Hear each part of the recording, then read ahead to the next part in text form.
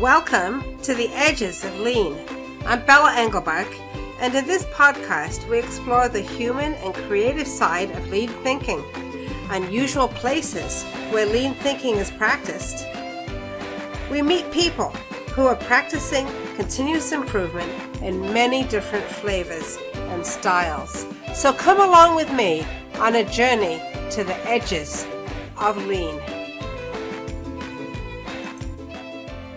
Episode 44, Continuous Improvement and Coaching Introverts with Jenny Toe. Coaching is essential to continuous improvement and brings the challenge of coaching different types of people. Jenny Toe is a coach and an introvert, and she joins me to talk about introversion and extroversion and how she coaches people with these differing energy styles. Jenny is an ICF ACC coach who is the director of River Life Coaching Pte. Limited, her life coaching practice, where she coaches individuals to define success on their own terms, personally and professionally. Jenny Toe, welcome to the Edges of Lean. Hi, Bella. Thanks for having me on your show. Jenny, we do a lot of coaching in continuous improvement. It's one of the things that we've learned really helps make continuous improvement work.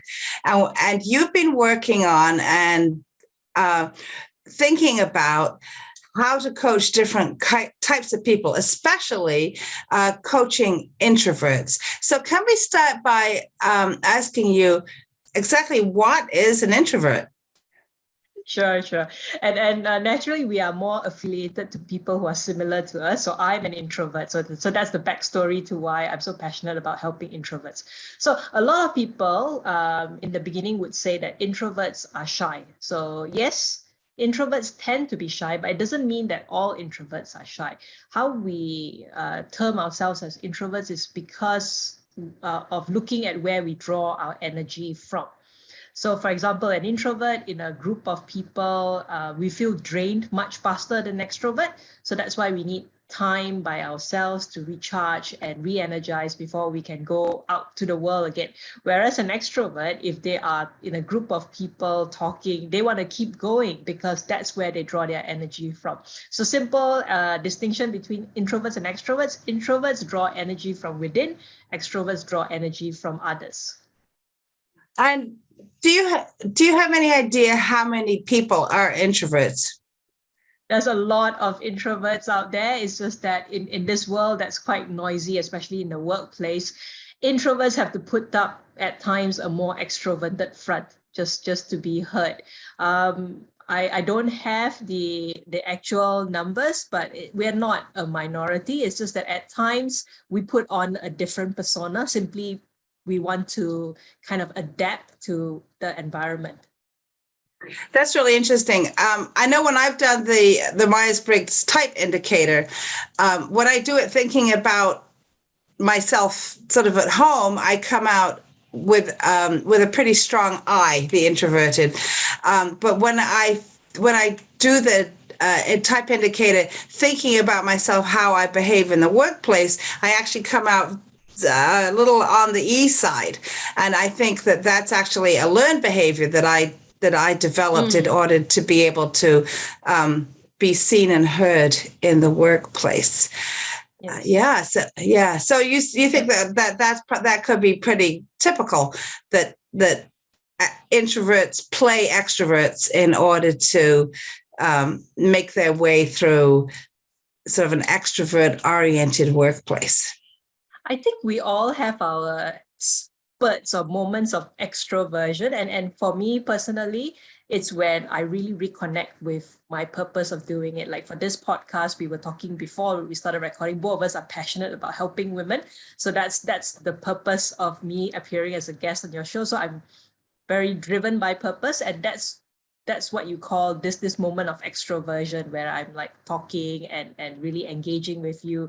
After this, I will probably need some time to recharge and re-energize as well. And again, to answer your point, we are all human beings. So although we say we're introvert and we're more introverted and we're more extroverted, we are not boxed in. So that's why there's a spectrum as well. We will tend to have an introversion tendency, but I am different from you and you are different from me. So we can't really say, okay, all introverts are like cut from the same cookie mold, right? That's not true.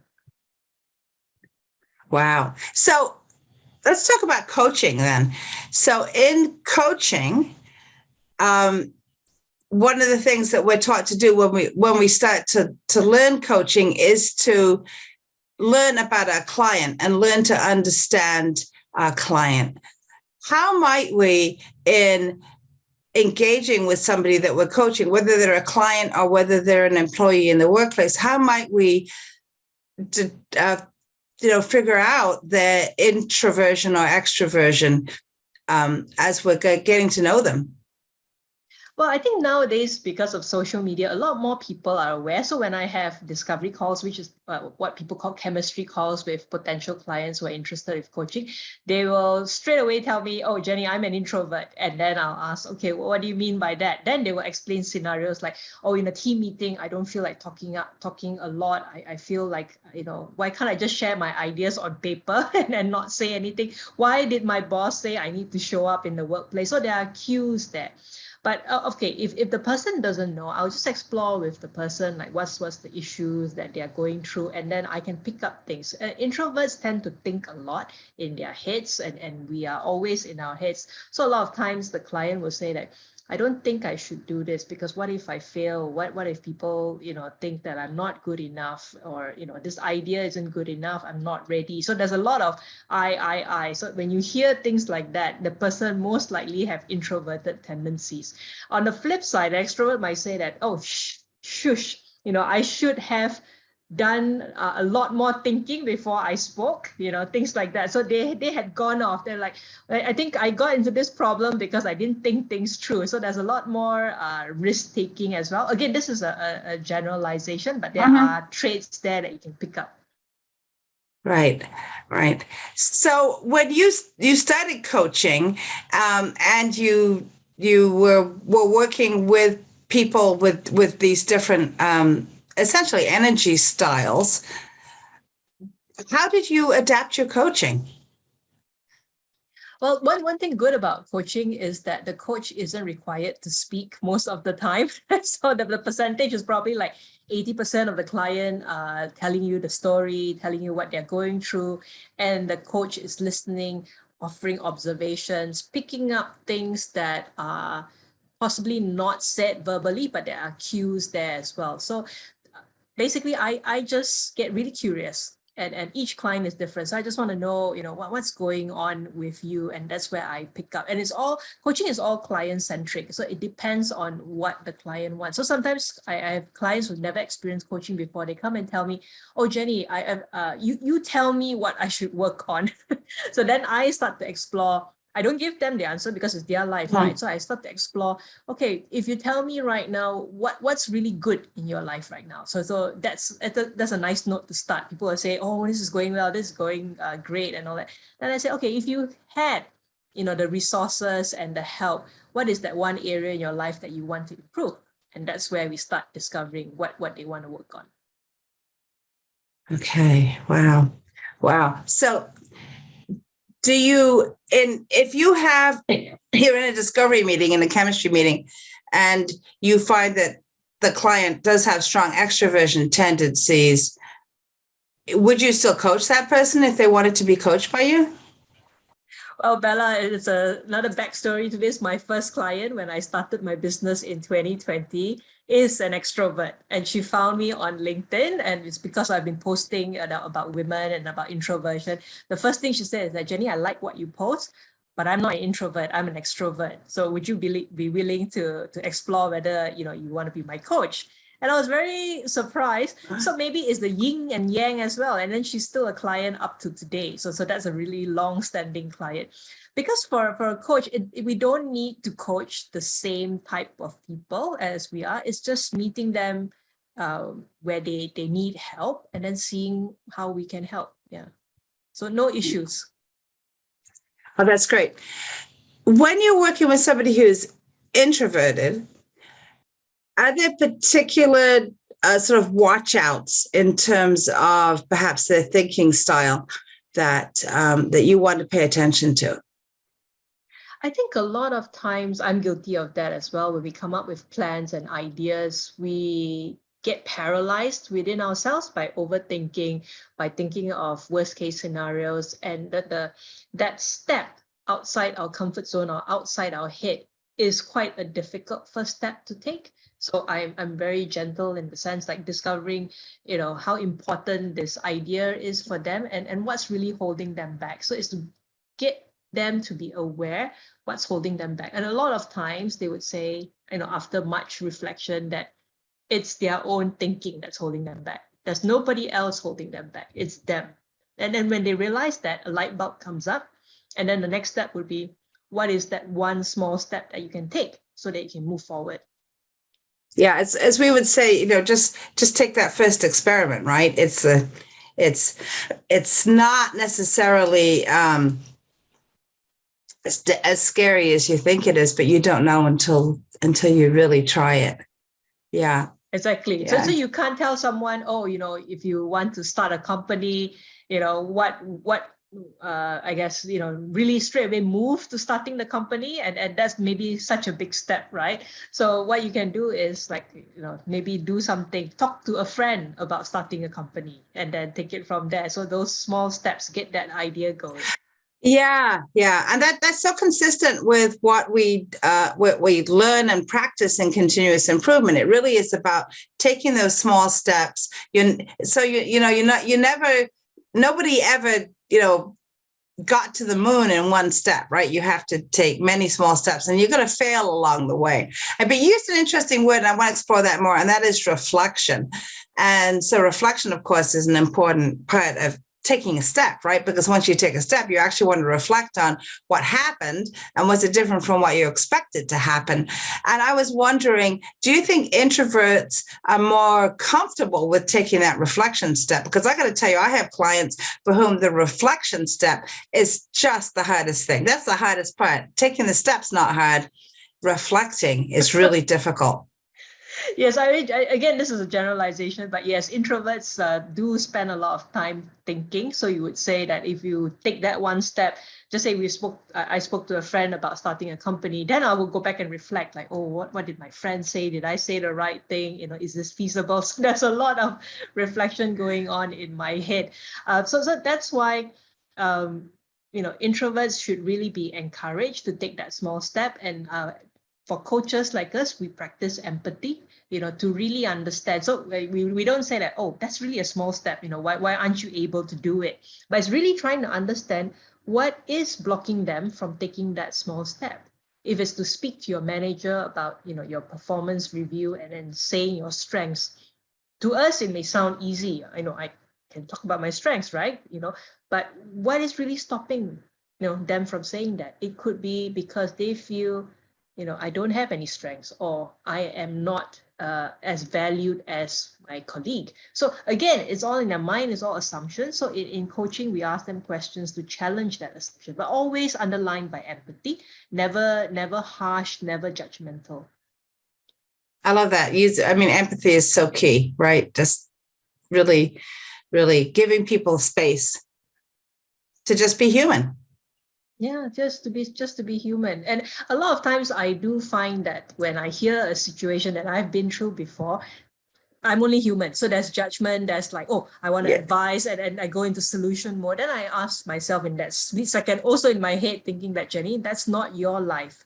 That's her life, So you don't know what she's going through. You think you know, you don't know. That's when I come back and I'm like, okay, tell me, how's your relationship like with your manager, and then we start exploring really from her eyes what she's seeing. And then I think that's the power, because when we start to see how they see their lives, their situation, then we can start opening up awareness for them.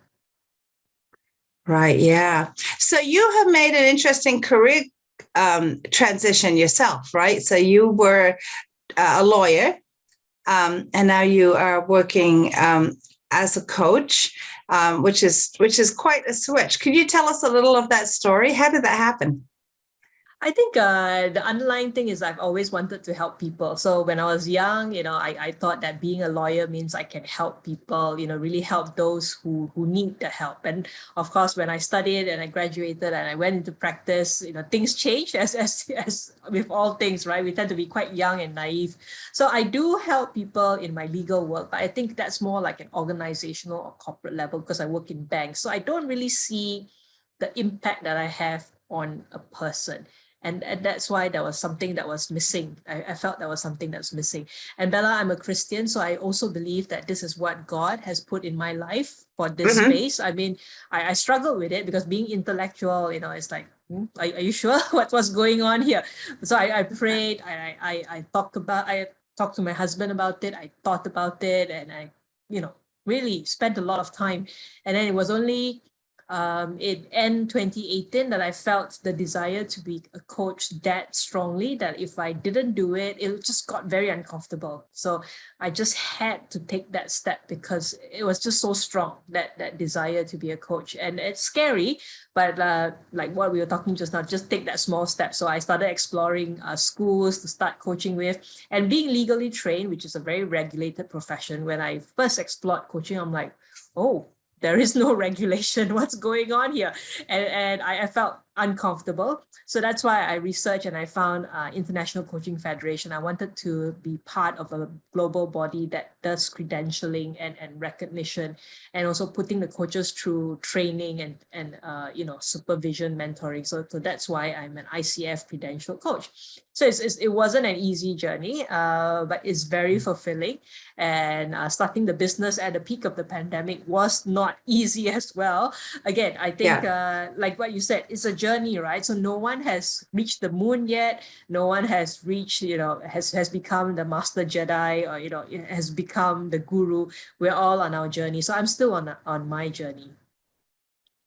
Well, I love that. I love that you felt that call to really impact people personally, and that you found a way to do it. I think that it's really difficult for people when they are doing something that pays the bills, right, but doesn't feed their passion. So I'm so glad that you found that path and you're on that way. And I know this conversation about coaching is, I think, very pertinent right now. I think in the US, there's a lot of conversation about coaching and the number of people who are calling themselves coaches who have not been credentialed, have not taken any training, don't ascribe to a code of ethics.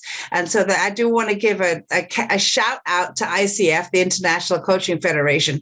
These are all things that if you're listening to this podcast and you coach, I strongly urge everyone to check that out and to learn about it. It's very important that you understand what the ethics of coaching are, and that you know the boundaries of coaching, because the only reason sort of that it's not regulated is because we are careful about what the boundaries are. And, there are definitely boundaries that you don't want to cross over. You don't want to be doing therapy when you're not a therapist, for example. Yes, exactly. Right.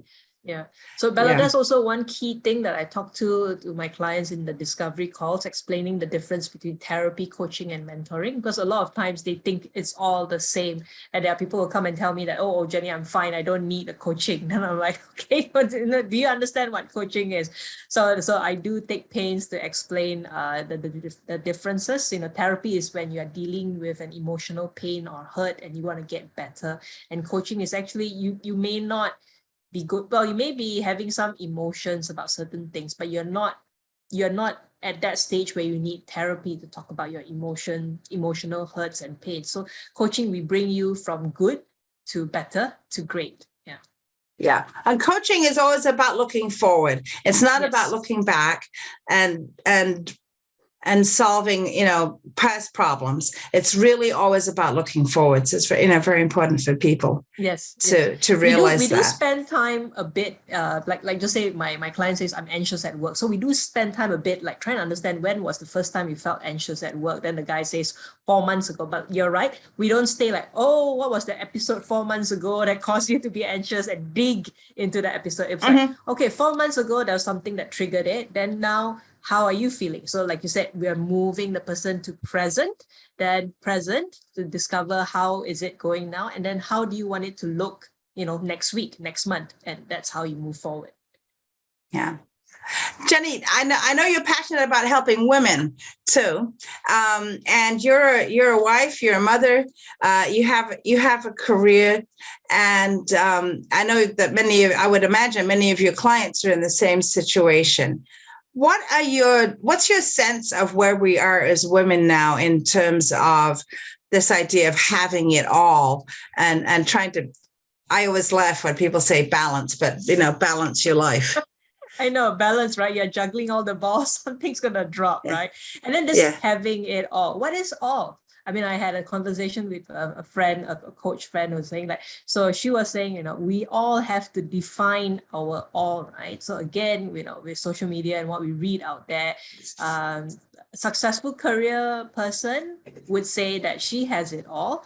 A mom who just devotes time with her kids would say she has it all. I mean, it's important for us to define our version of success, our version of having it all. And once you have clearly defined that, it doesn't matter, if the other person is, having it all in her sense, right? Because we are appreciating what we have. I think this comparison, this constant need of comparison, whether consciously or subconsciously, is really getting to us. And as women, we wear a lot of hats as well. So I think at times our energy has drained, whether you're introvert or extrovert. We are giving, doing, and our cup has become empty. So how do you expect to give from an empty cup? So I also coach my clients to look to themselves. Have you taken care of yourself? Have you spent some time for yourself? And a lot of times they're like, well, Jenny, I don't have time for myself. And I said, who's the most important person here, right? I've got to take care of my kids. I got to take care of my husband, my parents, work, and my team. But at the end of the day, if you are running on an empty cup or an empty fuel tank, how long more can you keep going? Right, yeah, and there's I think even though we live in a modern or a postmodern age, there are still expectations, right?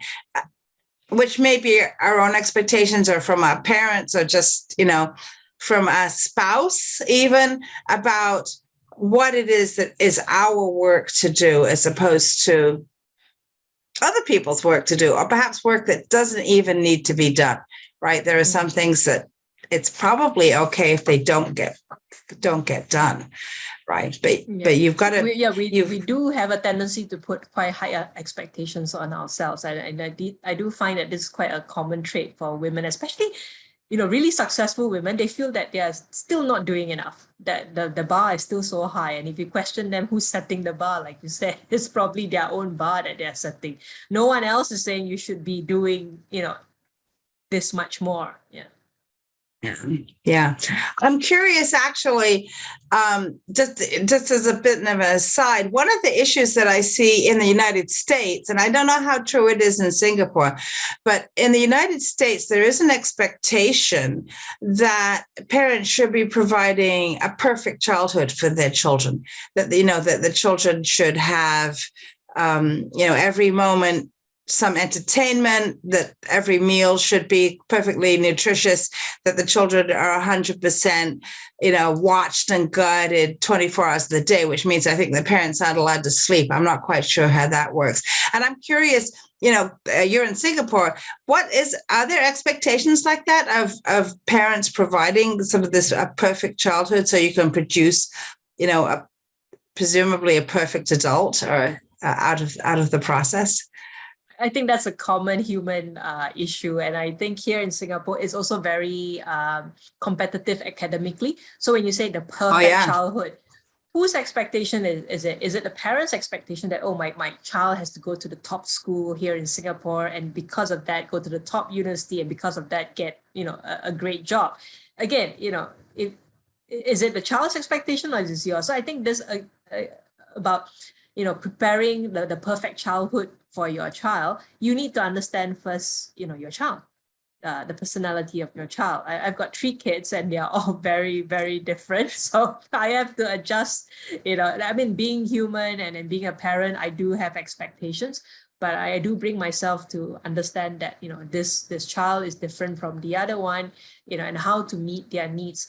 And importantly is to give them empowerment, to let them know that they can make the choices. Yes, parents are there to give guidance when they're much younger, but when they are older, because I have a son who's a teenager, I've learned how to change my parenting style and to let go and to let him make the choices, even though at times I don't agree with the choices, but he has to learn, right? So we're there. So I tell him that our door is open. If you have any issues, feel free to come to us. We can talk about it. There's no judgment, there's no harsh words and things like that. So I think when kids are young, it's important to build that foundation of love and open communication. So a lot of times in Asia, the older generation, like my parents and me, there's a hierarchy. So the parents know more than the child, and it's almost like top down. So I think now with my generation and the generation after mine, we are more aware that, it's not talking down, it's open communication. And at times we have to bring ourselves down to the level of the child to understand. Like if you talk to a 5-year-old and you start talking about the theory of discipline, they won't get it, right? So you have to bring down yourself to explain the consequences of your action. Yeah. And do you ever find yourself asking coaching questions to your children? It doesn't work, Nala. It doesn't work. They know that they're very smart. Okay, you have to give credit for children. They are extremely smart. So when I start asking open questions, my son will know it's a coaching question. My daughters will know that, oh, okay, Mom, are you trying to coach us? So it doesn't work. But I think at times, the other skills, especially really deep listening and empathy, that has helped me as a parent, where I can suspend my desire. You know how all parents are, right? We have this strong desire to help, to cure, to make right for our kids, so that our kids never feel hurt, right? But at times, sometimes they need to go through that hurt, because then that will empower them to find the solutions themselves. So by being a coach, it's difficult for me, but I practice empathy and I sit and I just listen. As painful as it is, if my daughter is hurting, emotionally, I just sit and I just listen. And sometimes that's when the great work is done, because she has all the resources and the potential in her to be able to solve it herself. She needs that space. And which is exactly what coaching is about, right? So you're not necessarily using coaching questions, but you're using that empathy to come to that result where she is able to think through and decide what her next step might be, whether it's a small step or a big step. Yes. Yeah. So as we're thinking about about coaching, right? And in continuous improvement, we talk about coaching as being something that managers should be doing with their employees. And that, that people should be learning to look at a situation, think about what's really going on, so grasp the current condition, make a decision about what the next step should be. Do you have any thoughts about why there is so much need right now for people to get coaching outside of the workplace? Why is it not happening in the workplace?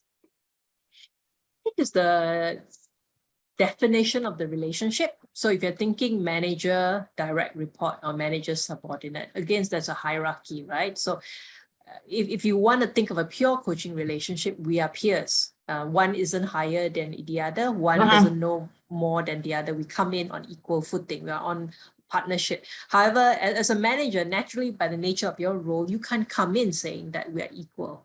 It just doesn't work in a corporate workplace. However, managers can use coaching skills to better understand and empathize with their direct reports, because each one is different.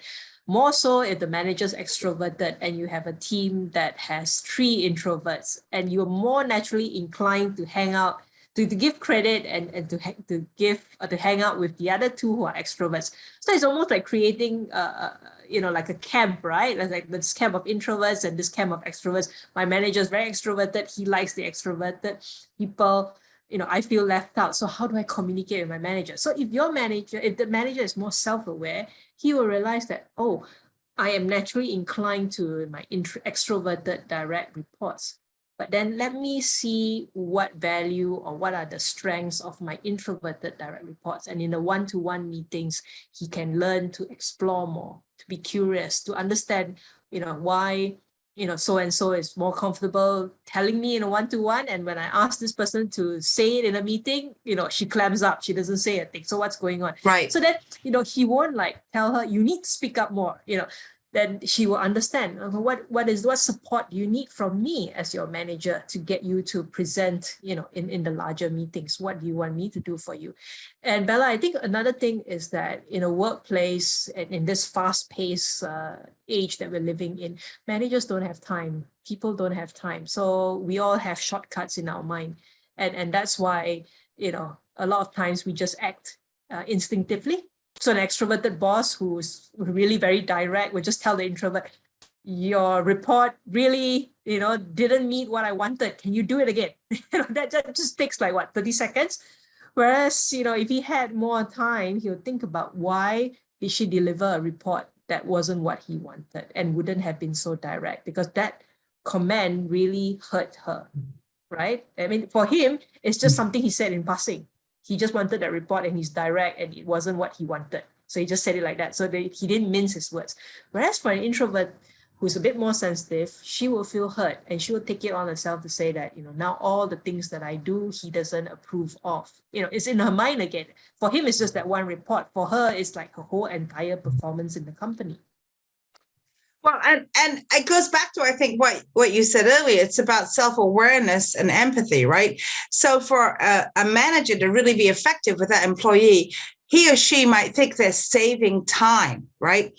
That 30-second conversation saved time. It actually didn't save time, right? What it did was, as you pointed out, was to make it harder for that employee, make them less confident, less likely to deliver what needs to be delivered.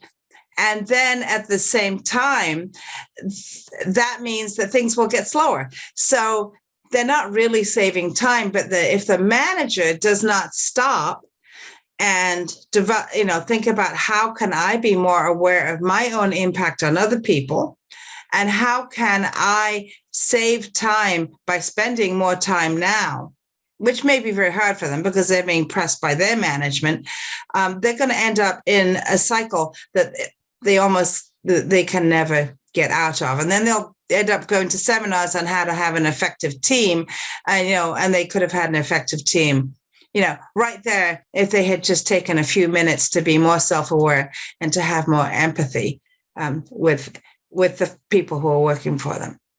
Yeah. True. So the sad thing is that a lot of people say they don't leave the organization, they leave the manager. So people may love the company that they work for, but if they're in a team where the manager's not empowering, the manager's a micromanager, the manager's too aloof, not supportive, eventually that employee will leave, and that's the sad part. Right. And they might hire a coach to help them decide what their next step is going to be in life. So, yeah. I think every manager should have a coach, so then he or she can experience what coaching is about, and also, indirectly learn those skills as that person, as he or she becomes more aware, to be able to manage the team better. I think that's so important, because every interaction with an employee, Jenny, is a step, right? It's an experiment. You have an interaction with an employee and something happens that is either what you expected or what you didn't expect. A coach can really help you think that through, help you with that self-awareness, help you with that empathy, so that you can be more effective. I think that's a very key thing. There's a video, I actually have it on my website, from a surgeon who talks about the importance of having a coach as a surgeon. And he thought he was a marvelous surgeon, right? And he is a marvelous surgeon, but he actually had somebody just stand and watch him who was another surgeon, and then come back and ask him, why did you do it this way? Why did you do something else? The coach is like a mirror to the client in your example. So it's like reflecting back, right? So sometimes we are so busy, we are so in ourselves that we are not objective. So the coach asks those curious questions, which makes you think that, why did I do that actually? Then you start figuring out like, oh, did I do that? Did I say that? Oh, I didn't know it sounded so harsh until you reflected to me. Then that's when you start thinking and you start getting awareness. Right. But you have to be open, right, to considering your actions as well. I think, and that's what's hard about self-awareness.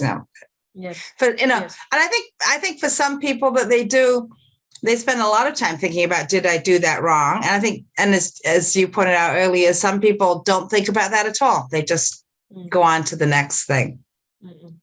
Yeah, and I think feedback is very important. Both, the manager's openness to receive feedback and the manager's, depending on his direct reports, the delivery of feedback to his individual direct reports is also important. A lot of times, it's not just what is said, but how it's said. So in my example, if that was feedback that the report didn't meet his requirements, but how it was delivered would have been quite hurtful to the more introverted employee. Yeah. It's interesting, isn't it? That there are so many different kinds of people, and we want to be empathetic and essentially successful with everybody. So I think it takes a little bit of being an anthropologist, and wanting to sit and just to get really curious, right? And suspend judgment, or if you're aware that you're starting to have judgment, like, similarly, you would be more inclined to be with people of the same trait, the same personality. Be aware of that. I'm not saying that you switch and then you hang out with people who are completely different from you, but at least you're aware that, I have tendency to hang out with this few people because they are like me. But let's try and find out what the other group of people have to say. Yeah. Jenny, what do you see as sort of the future of coaching? What are you thinking about where coaching is going to go as a profession?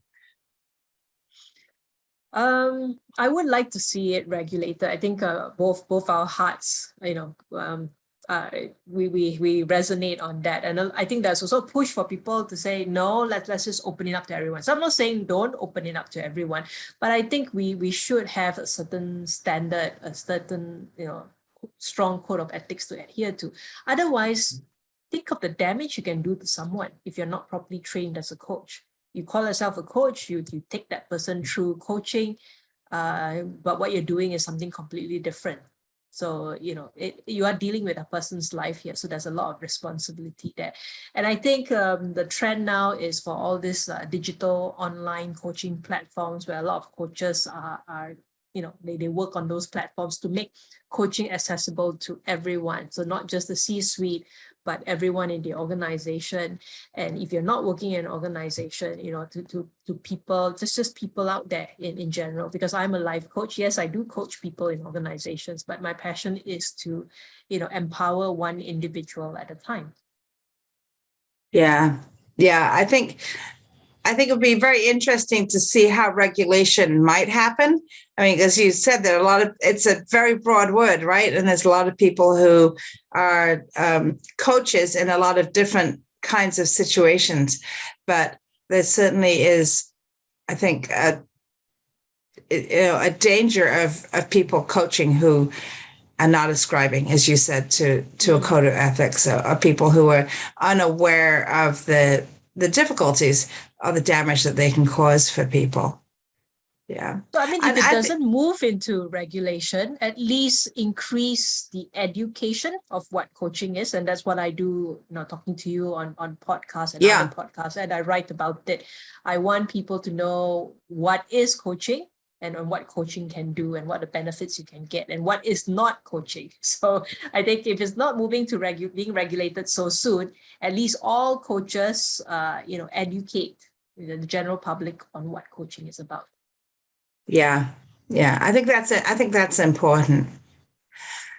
Jenny, what's your advice for a young person starting out in their career? You've made this big career switch yourself. What's your advice? Yeah, I think purpose is important. I know it sounds cliche, but for a young person, the world is your oyster and so many things out there. You may not know your purpose right away. So start exploring, be open about it as well. But at the same time, identify what your values are and what your strengths are.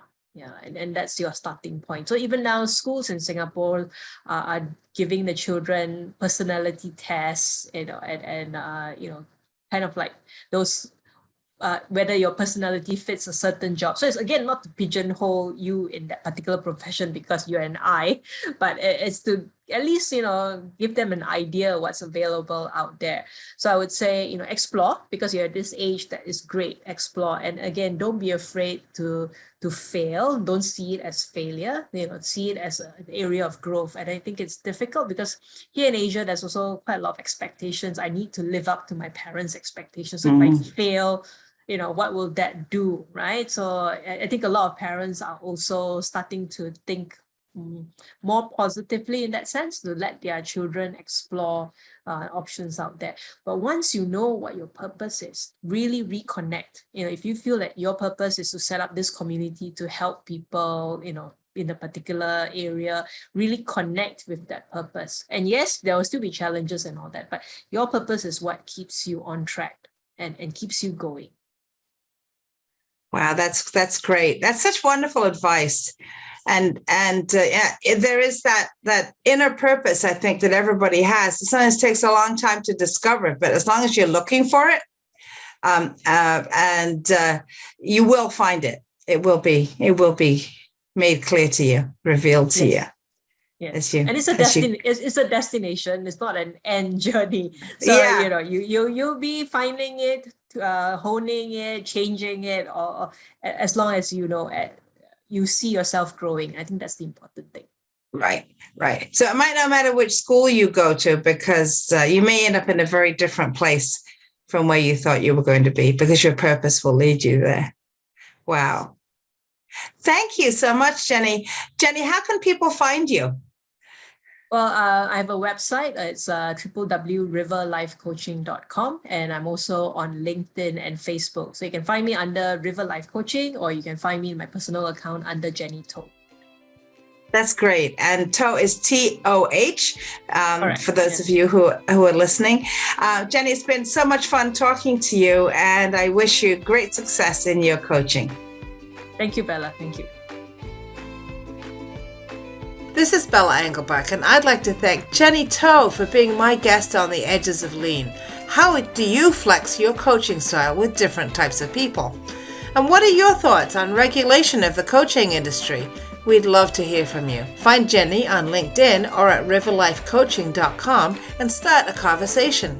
Find me at leanforhumans.com or on LinkedIn, or comment wherever you watch or listen. And tell a friend about The Edges of Lean. Please join me in exploring more of The Edges of Lean. There's a lot to learn. And check out my friends in the Lean Communicators community at leancommunicators.com. You'll find more podcasts and videos with lots of great new content every week. The Edges of Lean is written and produced by Bella Engelbach with support from Podcast Inc. This is a Lean for Humans production.